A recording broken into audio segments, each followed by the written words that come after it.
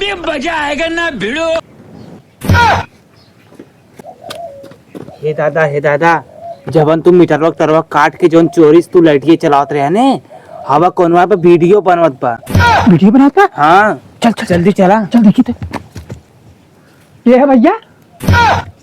अरे चाचा तोहरे घर आई? हाँ अरे तोहरे शर्म ना लागत हो? मीटर में से तार काट के चोरीस बिजली जलावत है।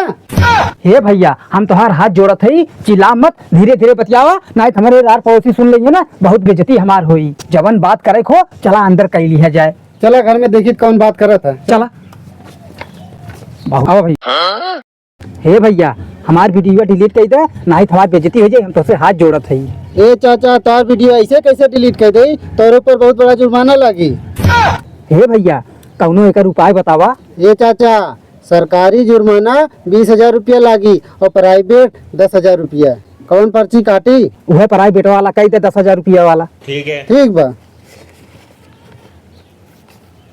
ला पर्ची ला। हे भैया अब तो हम पर्ची कटवाई ले, अब तो हमार वीडियो डिलीट कर दे। बहुत चालाक है चाचा। ला तोहार वीडियो हम डिलीट कर देते ही। ला तोहार वीडियो डिलीट हो गया। हे बचवा तू तो हमार वीडियो डिलीट कर दे है, लेकिन हाँ देखा तो हर वीडियो बनत बा। ये चाचा तू बुरा मान गए।